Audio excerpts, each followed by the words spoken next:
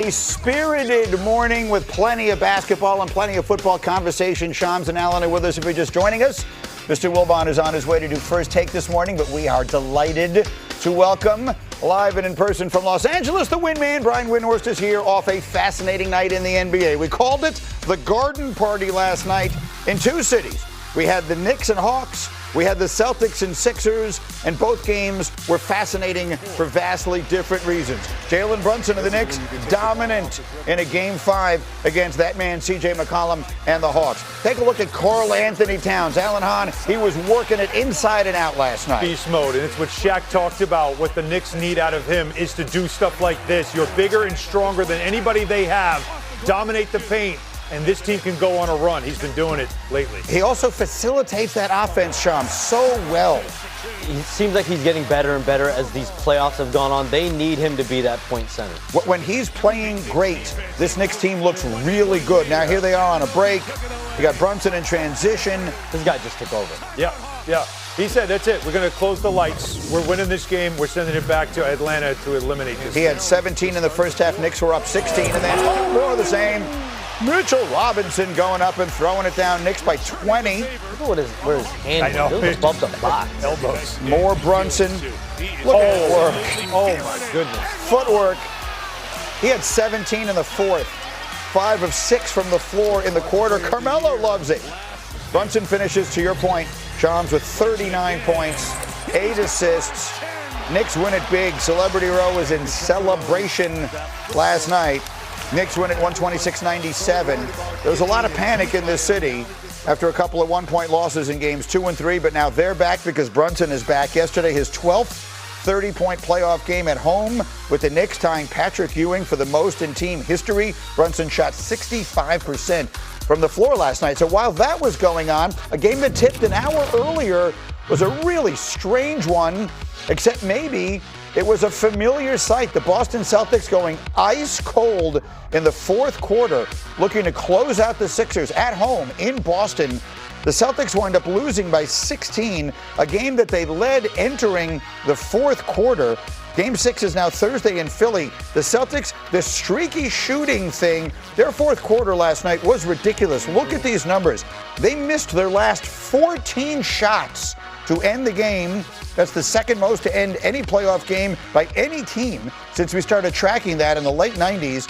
Overall, they shot just 13% in the fourth quarter, which is their worst quarter in any game at any time of year under Joe Mazzulla. So, Wendy, I'd like to introduce you to what we are experiencing this morning. I'll call everyone's attention to my little plaque here. You are introduced officially to Mike Greenberg, professional overreactor. That's who I am. I'm not a prisoner of the moment. I'm a prisoner of the instant. And after what I saw last night with the Knicks, these last two games, the way they've looked, the way Karl Anthony Towns has looked, with the Celtics reminding me that as good a story as they are and as good as it looks with Tatum coming back, this is still the team that throws a game away here and there inexplicably at home. They've been doing it forever. And I look at the other side of the bracket in the East and I say to myself, Windman, this is the year the Knicks are going back to the NBA Finals. What do you think? Well, this is what they've believed for 9 months. This is why they've invested in this roster. This is why they refuse to trade any big pieces of it. And they've primed themselves for right now. Now, I would say that if they play the Celtics in the next round, I would favor Boston, but it's going to be close. It's going to be very, very tight. I think you're headed for a 7-game series in that case. And the one thing that the Knicks have going for them is that they were built specifically to beat the Celtics. And that is why they beat them in the playoffs last year, and that is why they were 3-1 against them in the regular season this year. They are specifically geared to do this. And I would say if you looked at what happened in this series, Mike Brown last night really leaned into the Knicks' size. As Alan referenced earlier, they started playing the jumbo lineup of Karl Towns and Mitchell Robinson together. That, I think, will serve them well for stretches against Boston. Boston can play small on the inside. This is where the Knicks can have an advantage. One thing I will say, if you're going to beat the Celtics, you need great play from your wings, which is Anunoby and Bridges. Last year, that was a difference-making. And by the way, Anunoby was awesome last night, rebounding the ball, scoring the ball, defending. And you are going to need giant performances from Karl Towns. Now, we had a vintage game from Jalen Brunson last night. Of course we did. This is what Jalen Brunson has been doing for this team ever since he got to New York. He had 23 shots, Karl Towns had 7. Nope, not going to work.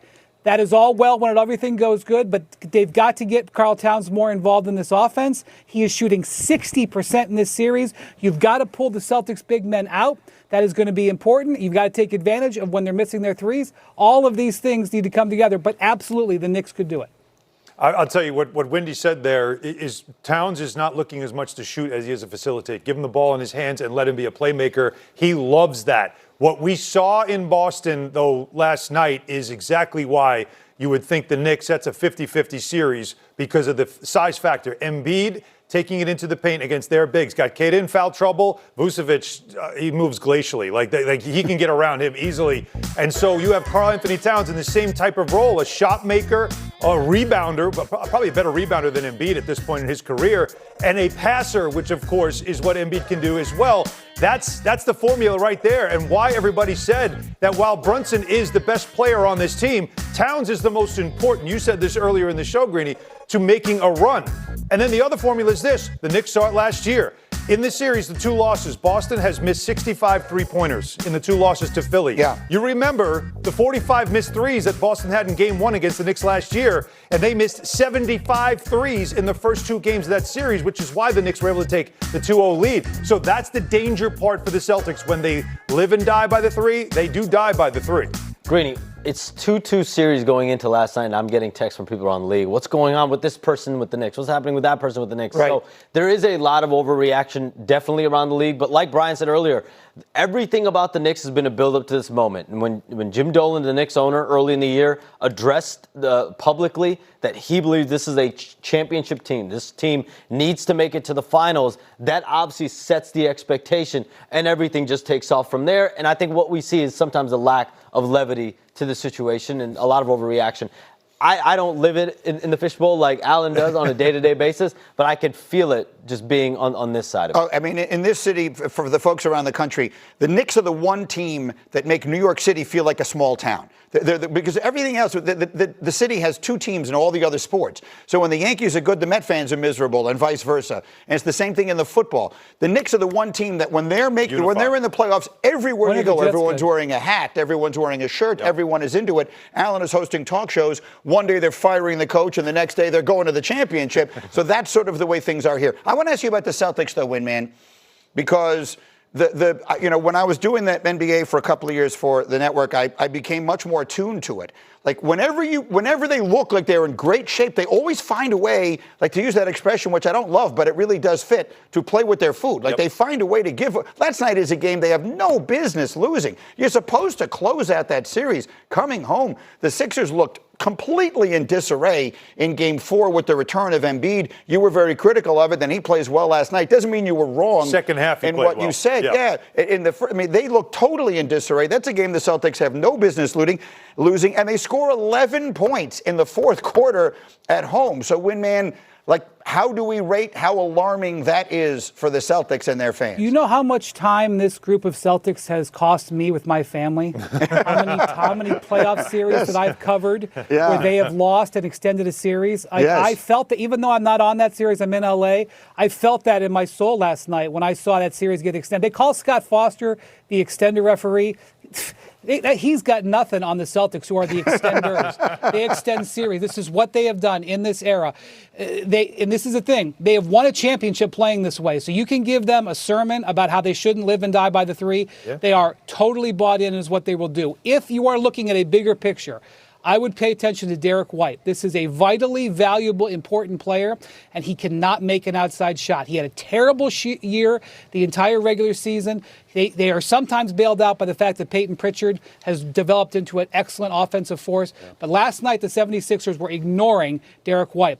You can see he has lost confidence. So the one thing that I think is really important, the Celtics got to get Derek White going again offensively, because their variance, there's only really four and a half players that they're going to trust. Derek White is one of them. If he falls out of that zone, that could be a huge factor for the Knicks or some other team going forward. And you also have to watch Jason Tatum. As well as he's played, physically looks really good inside the arc, outside the arc. His three-point shot is not there yet. And that's a big part of it as well. This is their offense. Think about this, too, in the fourth quarter. Anyone not named Sam Hauser was 1 for 19 in that fourth quarter. Like, that's the problem. They can all go cold. but he's a guy that he took 12 threes in this game. Now, Tatum can get to the rim whenever he wants, but that's part of their offense. If he's not shooting threes and Derek White's not, if neither of them are making threes, that's two major pieces that are going to take the bulk of shots that aren't knocking them down. That feeds into packing the paint, taking it away, and daring them to beat you from downtown. It's a startling number, actually, when you think about it. I remember that there was a Memorial Day with my family that I missed out on because the Celtics lost that Game 6 at home and we all had to go to Miami. Yep. And that one is also sort of scarred into my brain. So as you look at it here with a big picture in the Eastern Conference, Shams, and we not to forget about the other side of it, you got Cleveland, Toronto. That's turned into a good series. Orlando has Detroit right on the brink. Wow. What's the big picture look at the Eastern Conference right now as you see it? I mean, certainly a collision course still with the Knicks and the Celtics. They're both up still 3-2 in this series. And then on the other side of the bracket, you look at Orlando. If they can get by in this Detroit series, then you're looking at either Cleveland or Toronto in the next round. There's a pathway for Orlando to potentially get to the conference finals. I agree. After all the ebbs and flows that they've had this year. But when I look at, I do want to give Joel Embiid a level of credit here. Yes. He's played with a lot. Knee ligament issues, thumb fractures and ligament issues, facial fractures he's played with over the years, and still 2 weeks after an appendectomy, he ends up coming in.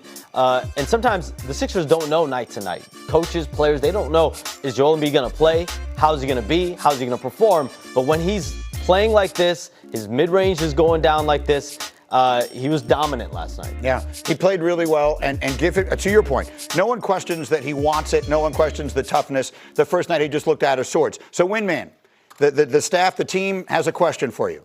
Because we all sort of rise and fall with where you have hotel reservations. So we know that you have them in OKC for June. We know you have them in San Antonio for June. We know you have them in Boston for June. Do you have hotel reservations and thus golf plans in New York in June yet?